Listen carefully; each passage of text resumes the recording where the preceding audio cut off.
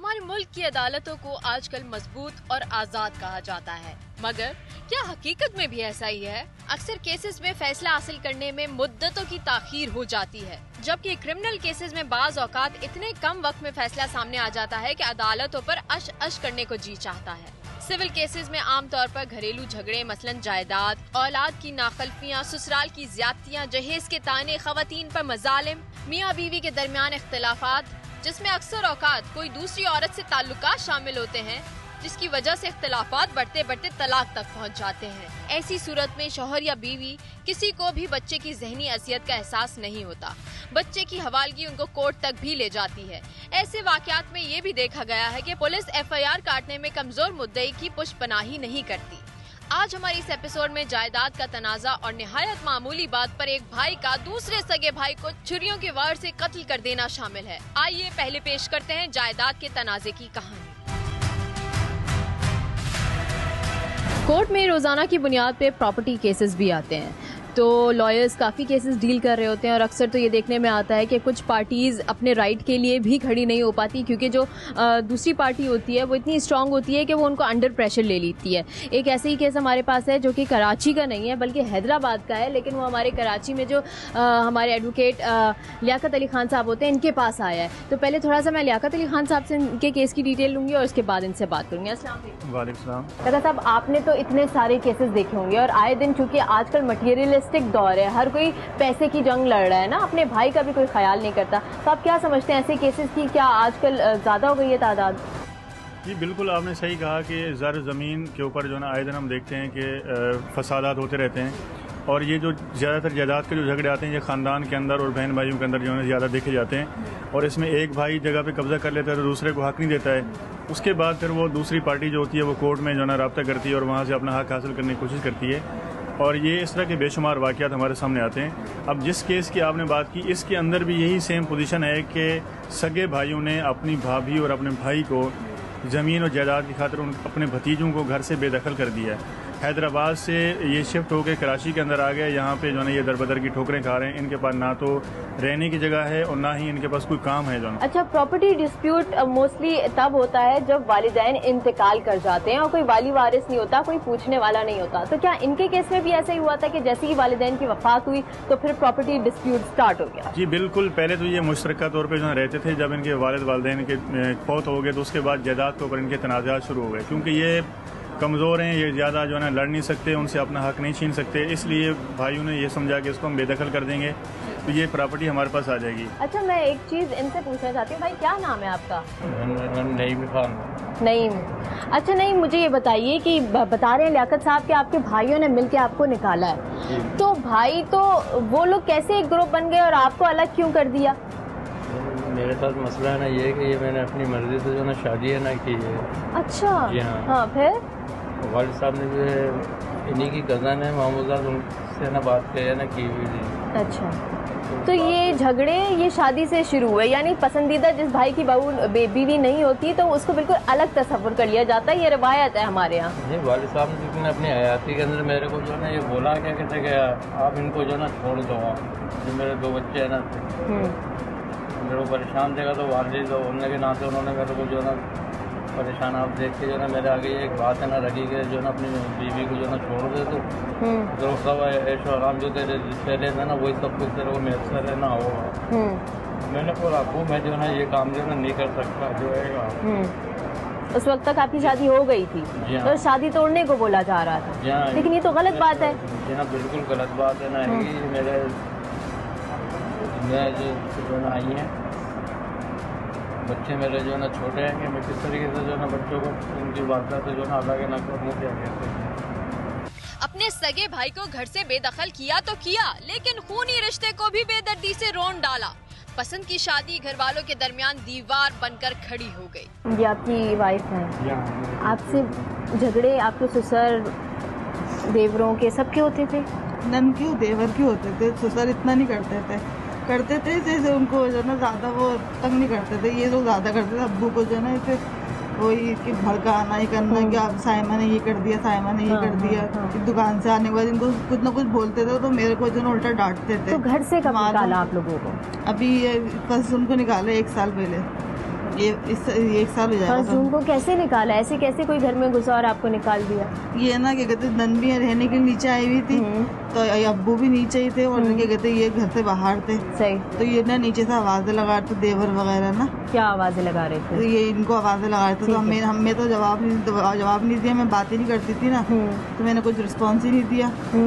तो जो है क्या कहते उससे पहले जो ना इन्होंने ना बच्ची मेरी छोटी सी है 4 साल की हैगी, वो चीज़ लेने के लिए बाहर है ना, दोनों भाई गए थे ना चीज़ लेने के लिए, तो वो ये बच्ची बाहर खड़ी, तो देवर ने ना देखा कि अकेली गेट पे खड़ी हुई है, तो इसको और बाहर निकाल के मेन गेट बंद कर दिया। फिर उससे अपनी बेटी से पूछा मैंने, तो कह नहीं चाचू ने जो ना मुझे बाहर खड़ा करके गेट बंद करके चले गए, वो बाहर चल गए, ऊपर नहीं आए, बाहर चल गए। फिर मैंने अब्बू से बोला, तो उस पर जो ना मेरा देवर मुझे मारने के लिए ऊपर आया कि अब्बू से क्यों बोला तुमने। दरवाज़ा तोड़ के नंदोई को बुला लिया, और नंद तो घर में ही थी हमारे, तो उनको बुला के फिर वो ना एकदम दरवाज़ा तोड़ के नंद ने और देवर ने से हाथ पकड़ के मेरा कमरे के लिए लेके जाने लगे। इसका ना आज मुकाला कर देंगे।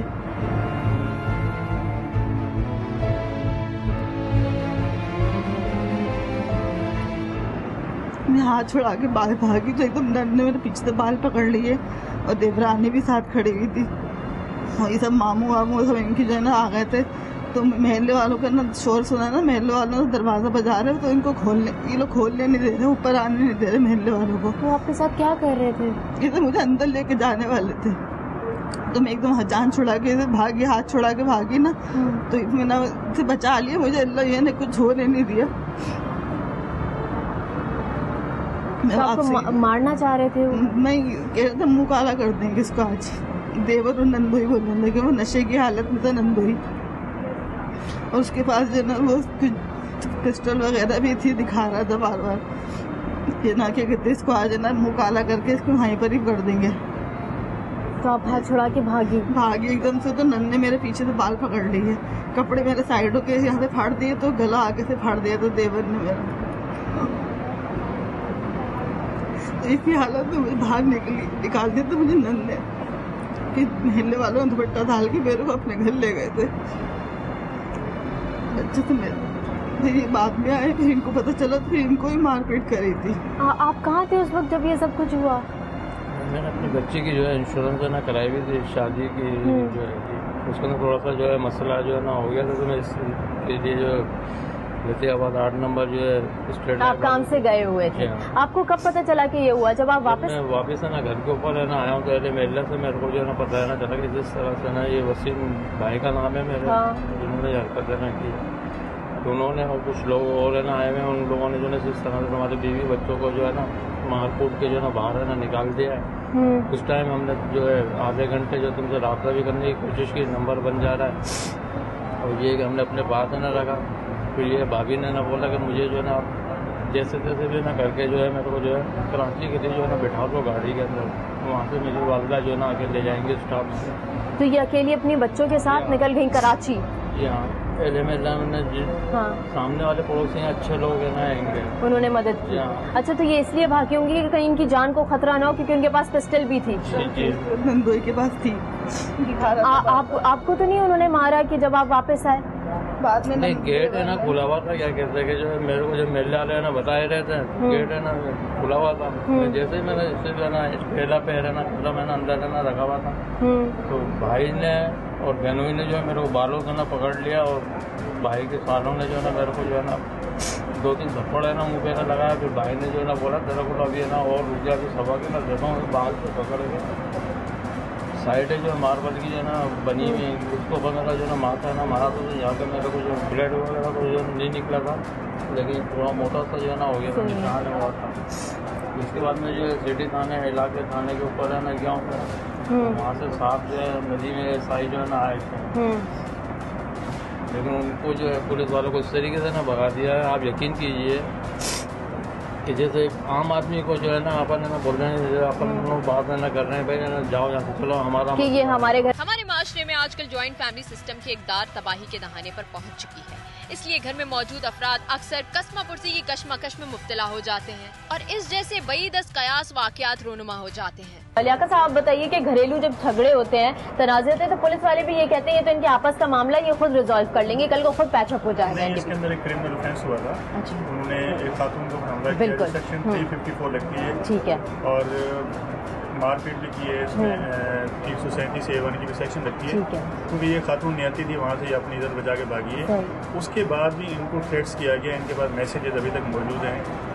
फिर हमने एक हरासमेंट की, जो है पिटिशन आर्टिकल आईनी पिटिशन हमने दाखिल की है सिंध हाई कोर्ट के अंदर, जो कि 27 तारीख को लगी हुई है। उसके अंदर इनको नोटिस हुए हैं और कोर्ट ने इन तमाम लोगों को अदालत में बुलाया है। नईम को बाप ने अपनी जायदाद से कभी आक नहीं किया था और न ही कोई ऐसी वसीयत लिख रखी थी कि नईम को इसकी जायदाद से फूटी कौड़ी भी नहीं मिलेगी। अच्छा, ये इनको बिल्कुल आइसोलेट किया हुआ है ना, बाकी सारे बहन भाई मिल गए हैं और सिर्फ इनको निकाला हुआ है। तो आपने बताया आपके वालिदैन की कब इंतकाल हुआ?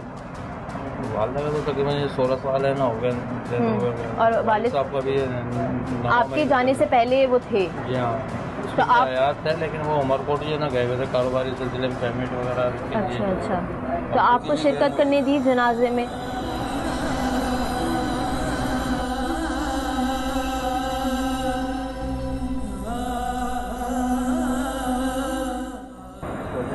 बाहर से मैंने शिरकत है ना की थी, क्या कहते हैं जो है, लेकिन ये चेहरा नहीं देखने दिया वालिद साहब का मेरे को।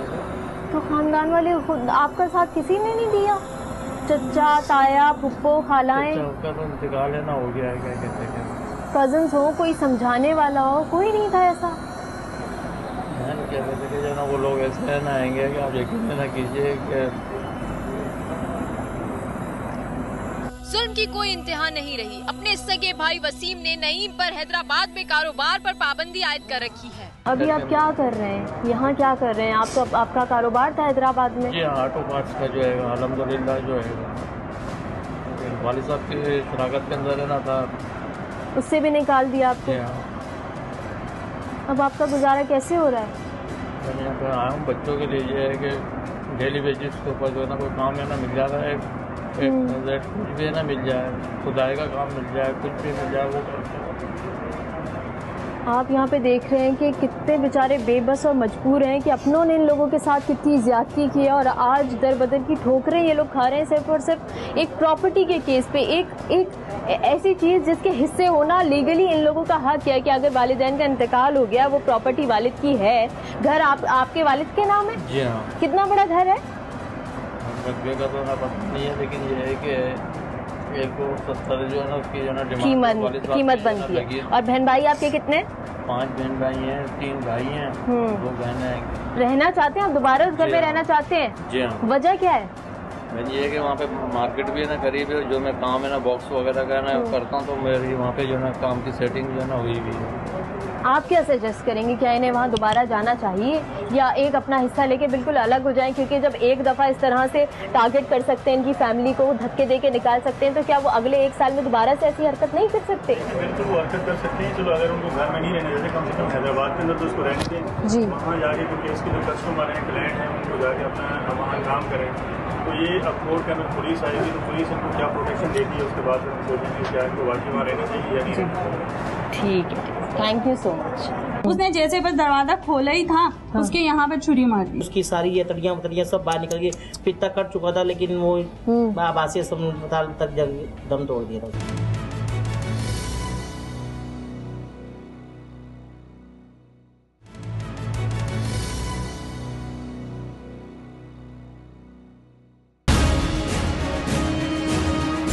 आजकल कहते हैं कि बड़ा नफसा नफसी का दौर है, भाई भाई का नहीं रहा, खूनी रिश्तों का पास नहीं रहा, और आजकल जो मटीरियलिस्टिक अप्रोच है, लोग अपनी जायदादों के पीछे, माल के पीछे एक दूसरे के इतने बड़े दुश्मन हो जाते हैं कि एक दूसरे की जान तक ले लेते हैं।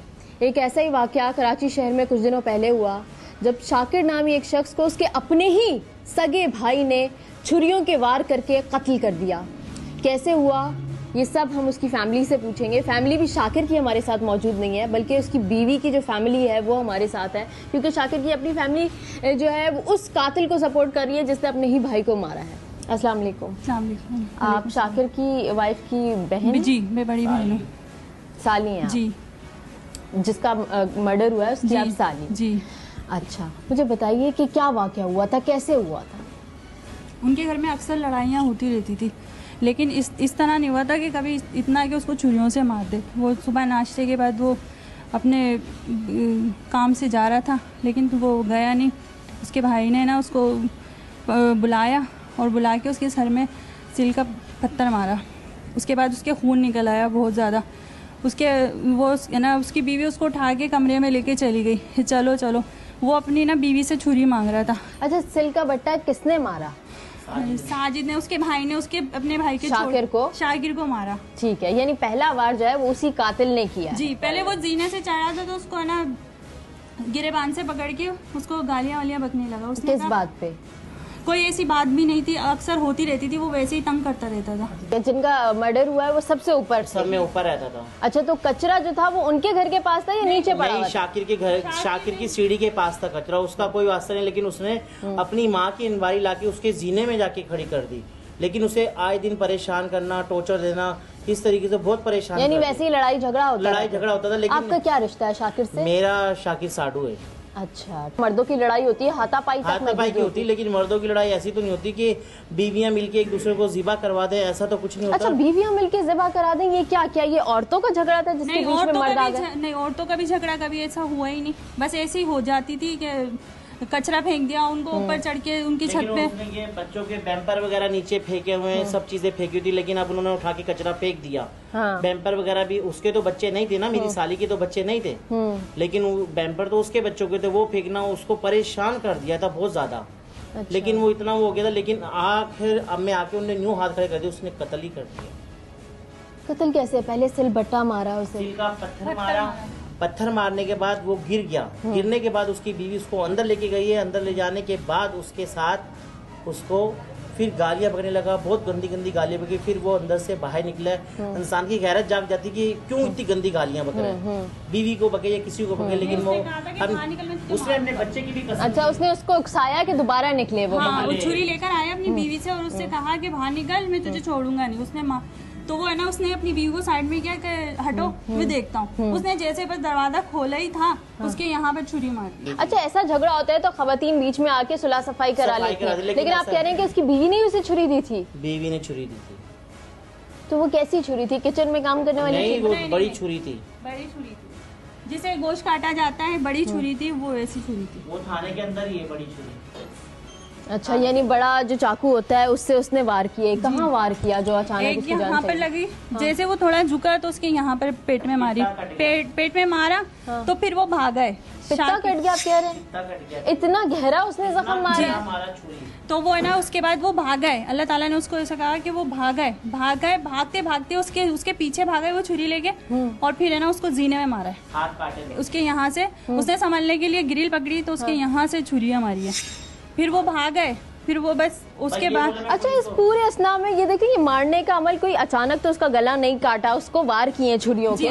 तो पीछे घर वाले नहीं आए पूछने? नहीं, कोई भी नहीं, इस चीज का किसी ने इशू नहीं करा, किसी ने कोई भी नहीं करा कि ये इसको। सास भी रहती थी ना, और एक और भाई भी रहता था? 2 भाई रहते थे उधर, एक साजिद और एक वो पप्पू। जब वो भाग रही थी बीवी, जब दो औरतें भी थी, 2 औरतें भी उसके घर से निकली थी। वो कौन है? साजिद के घर से, उसकी बीवी की भाभी हैं।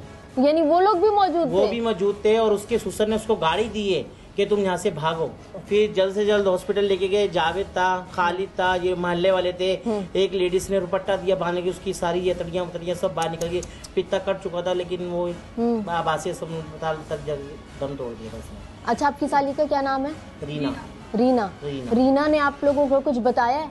रीना ने थाने में बयान दिए, जो भी हमने एफआईआर रीना की तरफ से हमने कटवाई है। अच्छा, कितने बजे का वाकया है? जी, उसने मुझे फोन किया था, कहने लगी आप ही है ना, साजिद ने शाकिर को मार दिया। मुझे जो फोन आया, आप ही साजिद ने शाकिर को मार दिया, जल्दी से घर पर आ जाओ, मेरी हिम्मत टूट रही है। बस यहाँ से मैं अपने मियाँ को फोन किया, बस इतना टाइम लगा है मुझे जाने में। अच्छा, वजह ये भी होती है ना कि एक बेटा अगर ज्यादा नहीं कमाता तो उसकी वैल्यू कम हो जाती है घर में। तो क्या काम करता था शाकिर?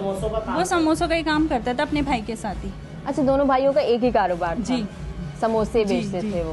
पहले वो और भाइयों की शादी हुई थी, तो शादी से पहले वो ही अपनी बहन को, अम्मी को संभाल के बैठा हुआ था। अच्छा। जब उसकी शादी हुई तो फिर ये कि भाई वो अपनी बहनों को भी शादी समझ। को कितने साल हुए हैं? ये इसमें अगस्त में 2 साल होंगे। इन्हीं भी 2 साल के नहीं हुए। और नहीं। बच्चे? उसके अभी अब होगा, अभी 8वां महीना अब होगा। तो कैसी हालत है रीना की? उसकी तो बहुत ज़्यादा हालत ख़राब है, इसलिए उसको यहाँ ही नहीं रखे। इद्दत में वो घर पर है, हमारे हैदराबाद में हमारा घर है, यहाँ पे शादी हो गई, कराची है। शाकिर का कत्ल करने के बाद वो कहाँ फरार हुआ उसका भाई?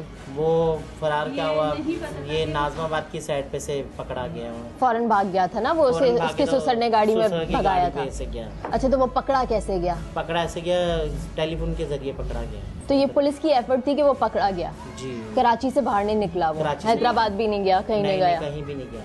फिर उसके बाद ना उसको मारने के बाद ना उसकी अलमारी में वो तो भाग रही, वो दोनों मियाँ बीवी ऊपर गए और ऊपर जाके उसकी अलमारी से ना पैसे भी निकाले और जेवर भी निकाला। क्यों? ये बात वो है ना, पता नहीं क्यों गए। उसने जब भागते वो ऊपर अपने कमरे में गई ना, क्योंकि उसका शौहर उसको छुरियां लग गई थी, वो भाग गया था, अपने भाई के पास ही भागा था। तो वो नीचे अपने मियाँ के साथ भागी थी। जब ये ऊपर जाने लगी ना रीना, उसने जाके देखा तो उसकी अलमारी में घुसे हुए थे दोनों मियाँ बीवी। उसके बाद उसने देखा नहीं, अपने ताला लगा के नीचे आ गई थी, अपनी जेठानी जो सबसे नीचे रहती हैं।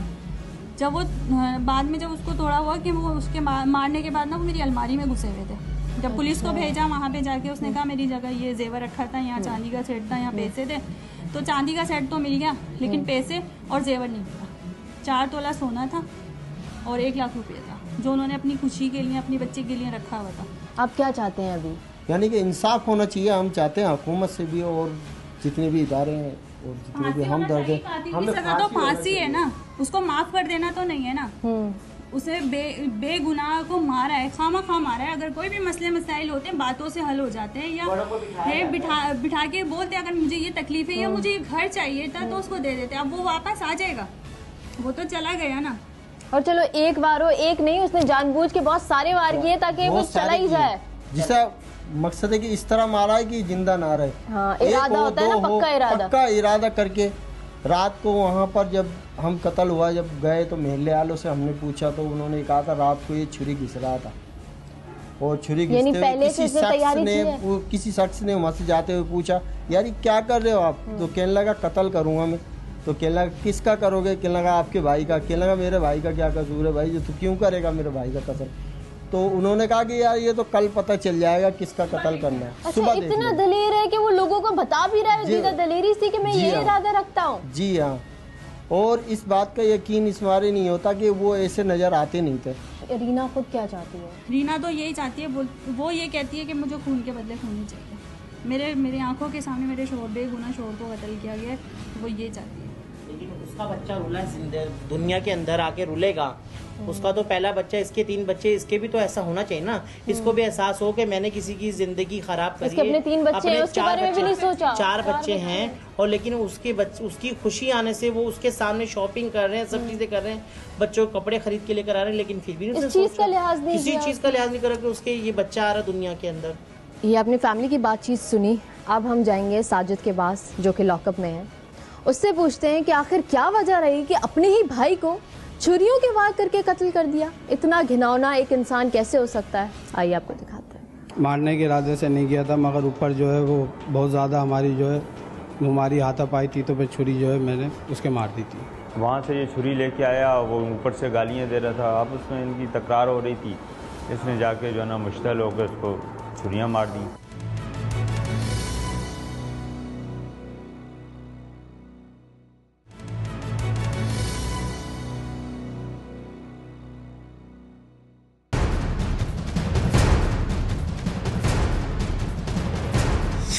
साजिद ने अपने ही खूनी रिश्ते को किया लहूलुहान और अपने छोटे भाई को 6-7 छुरियों के वार से किया पहले घायल और फिर उसे तैश में आकर मार डाला। मकतूल शाकिर आने वाले दिनों में बाप बनने जा रहा था। मकतूल की बीवी की हालत गैर, बज़ाहिर कचरा फेंकने पर खानदान की लड़ाई होती रही, लेकिन अंदर के मामलात कुछ और ही थे। वो थी सिर्फ और सिर्फ जायदाद।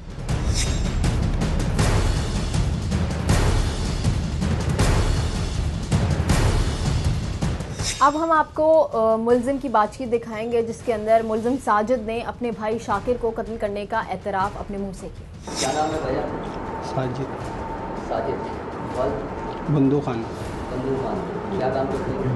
यही रोल समोसे वगैरह का। रोल समोसे।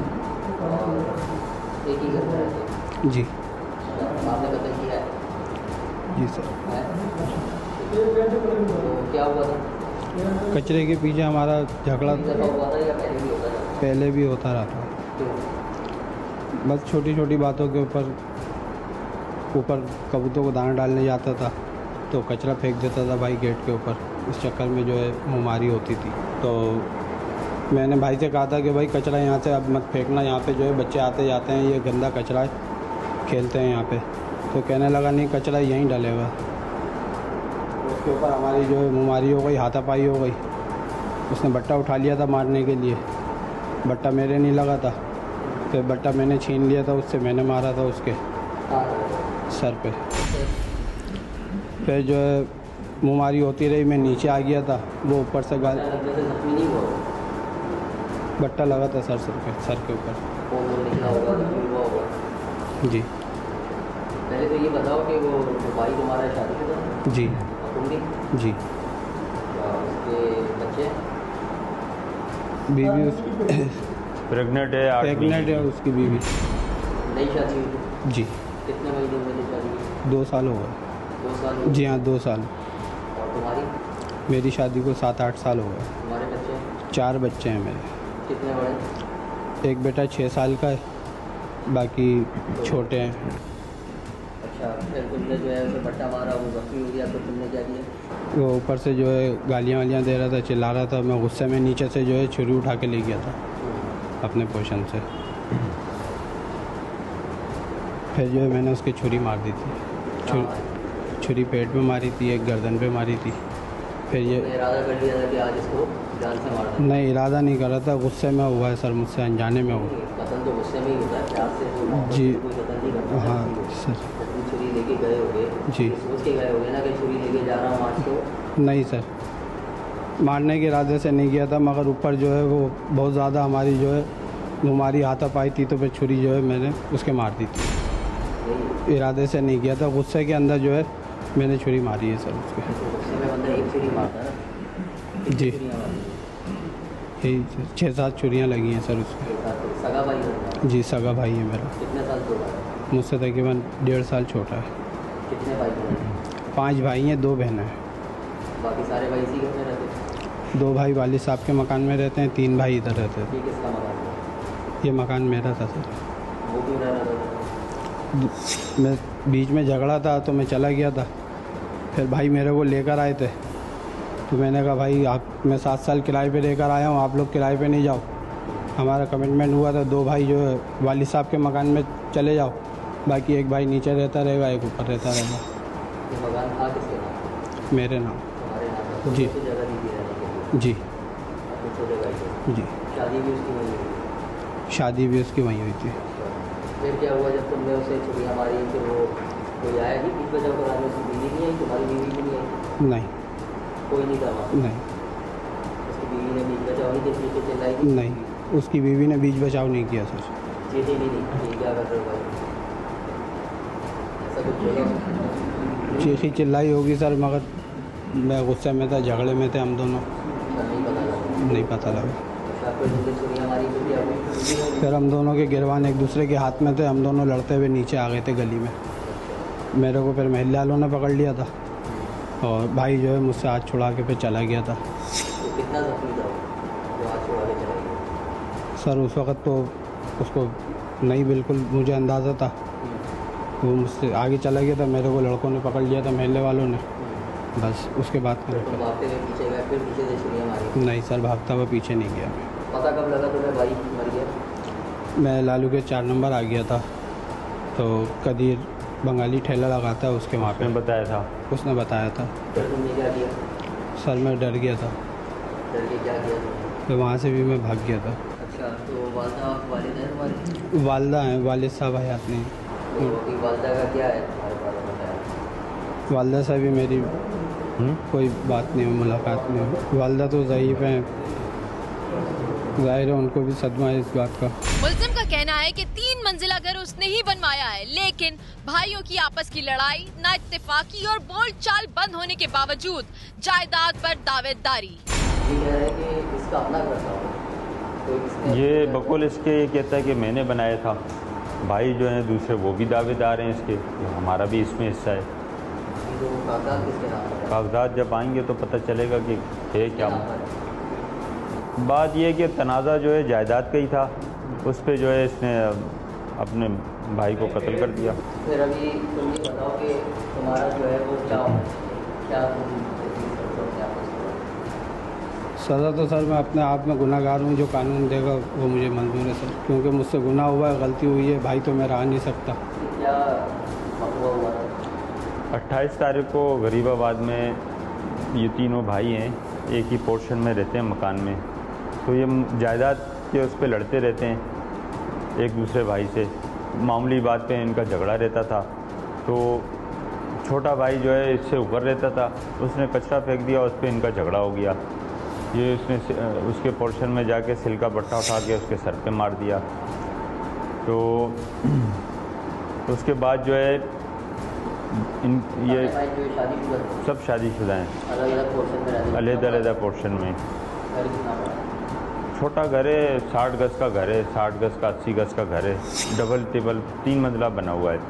ये नीचे आ गया उसको बट्टा मार के, वहाँ से ये छुरी लेके आया, वो ऊपर से गालियाँ दे रहा था। अब उसमें इनकी तकरार हो रही थी, इसने जाके जो है ना मुश्तल होकर उसको छुरियाँ मार दी सर पे। तो उसके बाद जो है छुरियाँ इसने गर्दन पे मारी, पेट में मारी, पसलियों पे मारी, हाथ पे मारी, कमर पे मारी। छुरी जो होती है तेज़धार छुरी थी, वो ज़ख्मी इतना ज़्यादा हो गया था, नीचे गिरा और अस्पताल ले जाते हुए वहाँ पहुँच के एक्सपायर हो गया। तो ये भाग गया था मौके से, इसको मैं तलाश करता रहा, हम ढूंढते रहे इसको। तो आज इन्फॉर्मेशन मिली थी, इन्फॉर्मेशन पे इसको गिरफ़्तार किया है आदि मार्केट से, नाज़ाबाद 4 नंबर।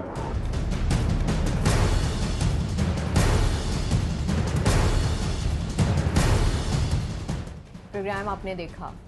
तारीख़ इस बात की गवाह है कि जन, ज़मीन और ज़र ये वो मामलात हैं जिनके ऊपर बड़े बड़े इख्तलाफात रोनुमा हो जाते हैं, बड़ी बड़ी जंगें, बड़े बड़े झगड़े होते हैं, भाई भाई का नहीं रहता।